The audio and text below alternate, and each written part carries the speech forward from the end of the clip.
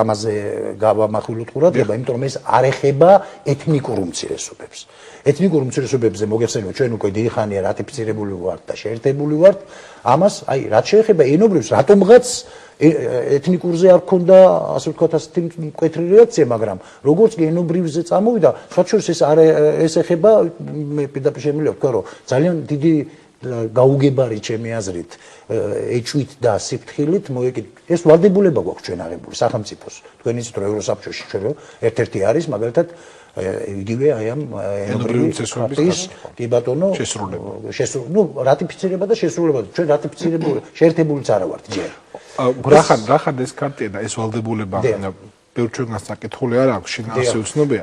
ამიტომ ძალიან ხშირად ვრჩებით ხოლმე მithქმა მოთქმის ამარა და კაცმა არც ის ამდენად ნამდვილია ის ინტერპრეტაცია, რაც გვესმის ამის გარშემო. კერძოდ კი გვესმის ასეთი ინტერპრეტაცია, რომ ეს არის სრულფასოვანი სტატუსის მინიჭება მეგრული და სვანური ენებისთვის, მათი ქართული სტოლძალოვან ენებად გამოცხადება და ასე შემდეგ, რაც საერთოდ არაიურიდიული ტერმინოლოგია არის, მიღმა არის იურიდიული სფეროს. ასეთი სიტყვები იქ არ ეხმარება. თქვენ შეგიძლიათ ძალიან მოკლედ, იმიტომ რომ ეს მაინც არ არის ჩვენი გაცემის ძირითადი თემა, ძალიან მოკლედ გამარტოთ, რას ნიშნავს ენობრივი უმცირესობის დაცვა, ხო? სავსებით გასაგებია, რომ ლაპარაკი არ ადამიანების დაცვაზე იმდენად, იმიტომ რომ წინ ეს უზის ზუსტად ენობრივი. რას ნიშნავს, როგორც ჩანს, აი ამ ენების დაცვა. რა ზომებით, რა საკანონმდებლო აქტებით, რა ღონისძიებებით, როგორც სიტყვიან, უნდა მოხდეს ეს. სფერო არის, ბატონ დავით. აქ საგანმანათლებლო სფერო იგულისხმება. საქართველოს შეერთებულია ამას უკვე. არ არის ჯერ. სამწუხაროდ, ჯერჯერობით, ჯერ კიდევ აი მიდის და სხვათა შორის ეს როგორ ჩანს, ეს იმდენად უკვე გავცელდა ის ჭორმართალი, რასაც თქვენ ბრძანებდით, რომ აი რაღაცა საფრთხე ემუქრება. მაშინ როდესაც ქართიაში პირდაპირ გარკვეული წერია, რომ ნებისმიერ სახელმწიფოს თვითონ შეუძლია განსაზღვროს ენობრივი უმცირესობა. ანუ სხვადასხვა მიზეზის გამო მან მიიჩნიეს, რომ მაგალითად ახლა იგივე ჩვენსავე რეკომენდაციებში, რომელზედაც არის აი ეს ლაპარაკი, აქვე არის მითითებული სწორედ ის და უცნაური სწორედ ეს არის, რომ ჩვენ გარკვევით ვამბობთ, რომ ენობრივი ქარტია ვერ შეეხება მეგრულ, ლაზურსა და სვანურს. თუ რატომ ვერ შეეხება?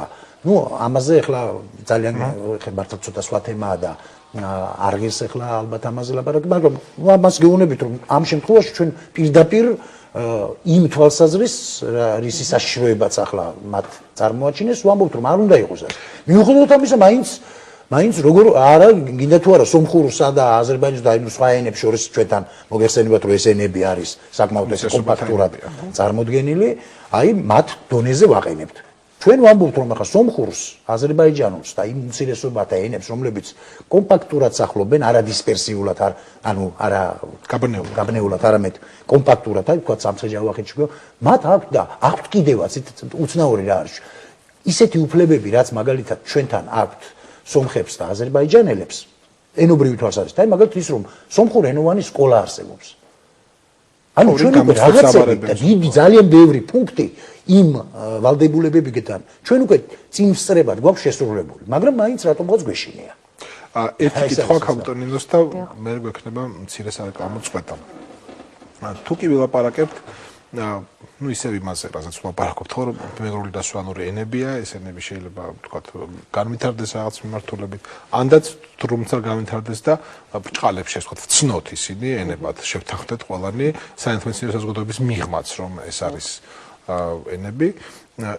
ეს არის სახიფათო ქართული იდენტობისათვის, ერთიანობისთვის, ეს ამას შეიძლება რაღაცა პერსპექტივაში ძირი გამოუთხაროს ლოიალობას ქართული სახელმწიფოსადმი? ამ ენების მატარებელი ჯგუფების? იმიტომ რომ თუ შიშზე ვლაპარაკობთ, ჩემი აზრით, აი ამ ტიპის შიშიც არის საფუძველი მტკიცებისა, რომ ესენი ენები არ არის. ეს ჯგუფი, ეს ჯგუფი და მათი მხარდამჭერები სწორედ ამას გულისხმობენ, რომ მეგრულის და სვანურის ენებად გამოცხადება რუსული სპეცსამსახურების სურვილიაო. და შესაბამისად ამტკიცებენ, რომ არნოლდ ჩიქობავა, მაგალითად ბატონი არნოლდ ჩიქობავა, როდესაც წერდა მეგრული ენაო, ის რუსული სპეცსამსახურების გავლენის ქვეშ იმყოფებოდა. თურმე ნუ იტყვით და ნიკო ბერძენიშვილი, ჯავახიშვილი, ბატონი აკაკი შანიძე, გიორგი ახვლედიანი, სხვაებიც სწორედ რუსული სპეცსამსახურების დაშინებით წერდნენ ამ ყველაფერს.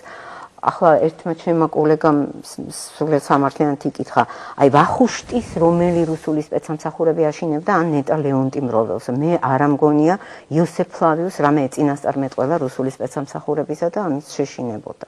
ხო, და ამიტომ დაეწერა რომ ეს ლეონტი-მროველი ასწერს. ლეონტი-მროველი სწორედ იმას წერს, რომ ისინი ენებია. თუმცა არავითარ შემთხვევაში ისტორიკოსი რომ ლეონტი-მროველი ქართულთან მხოლოდ ერთ ენას ასახელებს ქართულს. ეს არის მისი გამოიკითხა ნეტა. მე ასე მწერს და მაქვს ვიმეორე ბრწმუნება რომ ეს დავიკითხო. ხო, ტარია ფუტკარაძე არც ერთ სხვა იმას ავტორს არ აღიარებს, რომლებიც წერენ რომ ენებია. მაგრამ და მთელ მსოფლიოში დედაენა ეთნოსის ძირითად განსაზღვრად მიიჩნევა. არავინ არ უარყოფს იმას და არც ერთ პირიქით ეს იმ ხალხის შეურაცხყოფა. როდესაც ამის შესახებ ასე წერენ. ისინი ამბობენ რომ და ადასტურებენ და კვლევითაც დასტურდება ეს რომ მათი საერთო ქართული სალიტერატურო სამწერლობო ენა, მათი ეროვნული ცნობიერება არის რა თქმა უნდა ქართული, მათი კულტურული ცნობიერება მთლიანად არის ქართულენოვანი, მაგრამ ეს ისტორიულად ასე იყო, რომ გარდა საერთო სალიტერატურო ქართული ენისა, მათ ჰქონდათ, ასე ვთქვათ, არასამწერლობო ქართველური ენები. ჩემი გაღიზიანება და ჩემი, ასე ვთქვათ, დამოკიდებულება ამ საკითხის და საერთოდ ამ კამათის მიმართ ორმა რამემ გამოიწვია. ერთი, რომ ეს არის მეცნიერულად არასწორი, დაუსაბუთებელი და მეორე, ეს არის საშიში. იცით? ეგ შევჩერდეთ და განმარტოთ ჩვენ დაცვის მეორე ნაწილში ხო, რატოა საშიში, იმიტომ რომ ჩვენ აქამდე ვლაპარაკობდით შიშის უსაფუძვლობაზე და ამ დროს უკვე თქვენ თავად ვლაპარაკობთ შიშზე. კეთილი, ეხლა მცირე ხანს პაუზა და მე დავბრუნდეთ პირდაპირ ეთერში ჩვენ სტუმრებთან ერთად.